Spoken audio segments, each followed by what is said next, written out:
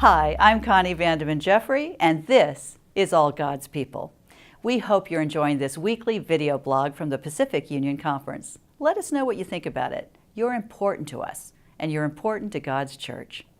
I was really excited to see my good friend Benita Welliber, 102 years young, on TV this week with Maria Shriver and Blue Zone's author Dan Buettner. For the NBC Today show report on a new National Geographic special, they visited Loma Linda and met some of the great centenarians in our union. I love seeing Dr. Ellsworth Wareham again, also 102 years old now.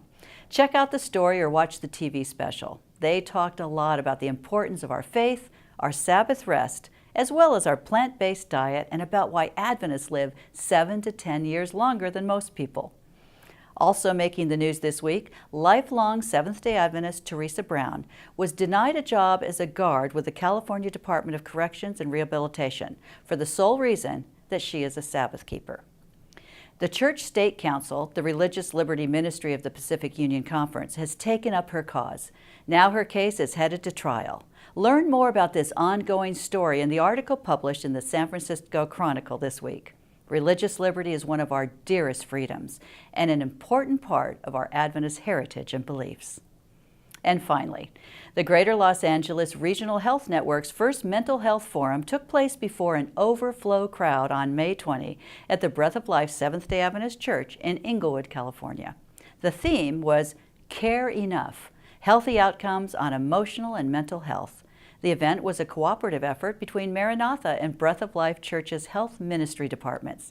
Emphasis was on exploring the role of the church in mental health promotion and mental illness prevention and management. Care enough? Yes, the Greater Los Angeles Regional Health Network intends to light a candle to whole health. Looking ahead, next weekend is Father's Day. What are you going to do to honor the fathers in your life? But right now, let's listen in as Ricardo Graham shares a special message on making a difference. Back in 1980, another pastor and I drove from Michigan to Dallas, Texas to attend the General Conference session. There was no GPS in those long ago days. We followed our road atlas and had no trouble until we reached the outskirts of Dallas. I was driving and lost in conversation with my friend. I missed our exit and we became truly lost. We finally did what men are accused of never doing. We stopped and asked for directions. Having the right information was critical. It made a definite difference in our journey.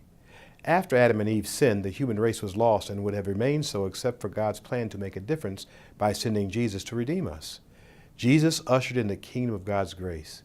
His truth-filled teaching blew away the mist of superstition and error that kept people lost in Satan's web.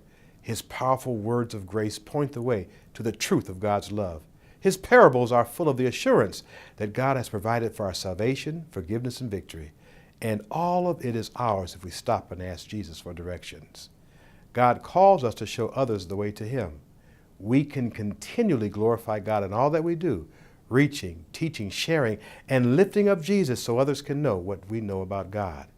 Jesus Christ lived, died, rose, and ministered to us from the highest heaven to make a difference in our lives eternally. As Jesus assures us in John 14:6, I am the way and the truth and the life. My prayer is that all God's people will share the truth about Him right here in the Pacific Union.